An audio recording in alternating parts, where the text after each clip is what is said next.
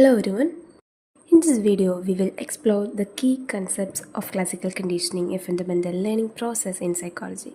The first important concept in classical conditioning is acquisition, the initial stage of learning when a new response is being established. For example, in Pavlov's famous experiment, a bell, a neutral stimulus, was repeatedly paired with food, an unconditioned stimulus, and over time, the bell became a conditioned stimulus that triggered salivation.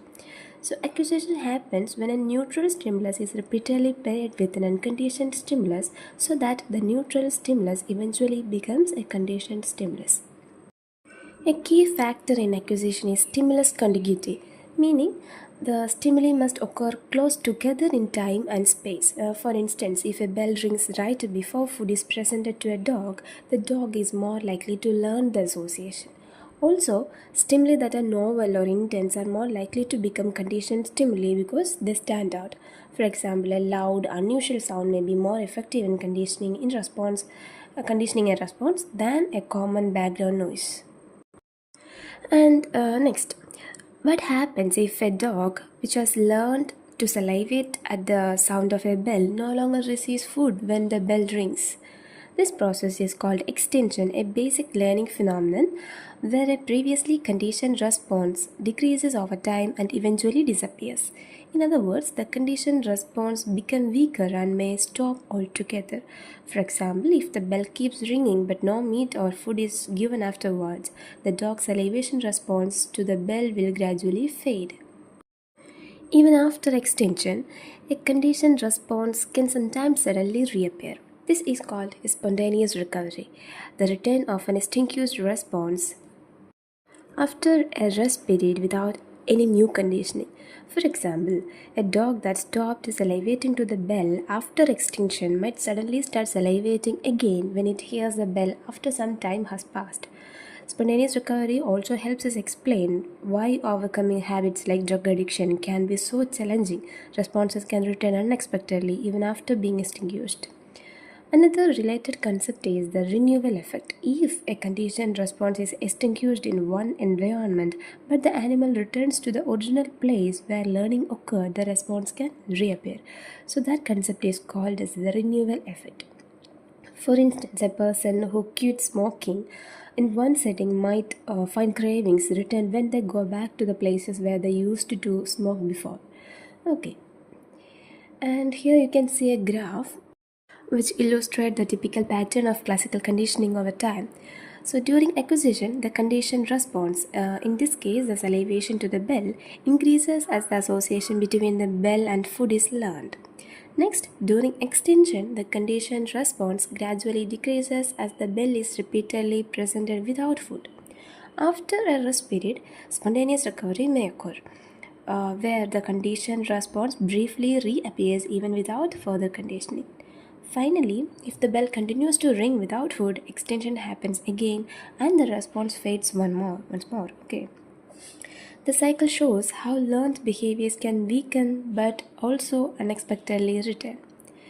Then one another concept that we are going to discuss is this stimulus generalization. It happens when an organism that has learned to respond to a specific stimulus reacts in the same way to new similar stimuli. So, after a stimulus is conditioned to produce a response, other stimuli that resemble the original one can also trigger that response. For example, dogs trained to salivate at the sound of a bell might also salivate when they hear a buzzer because the buzzer sounds similar to that bell. The closer the similarity between the original stimulus and the new one, the more likely generalization will occur.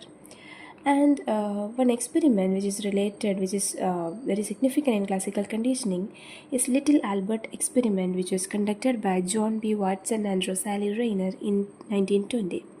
In this study, a young boy named Albert was initially unafraid of a white rat, which is a neutral stimulus. However, each time Albert touched the rat, researchers made a loud, frightening noise, a stimulus that naturally caused a fear. After several pairing of the rat and the loud noise, Albert began to show fear response to the rat alone.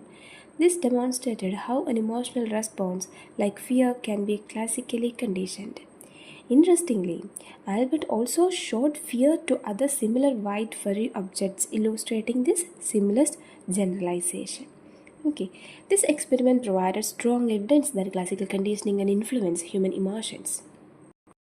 And stimulus discrimination is the ability to distinguish between two similar stimuli when only one is paired with a conditioned response.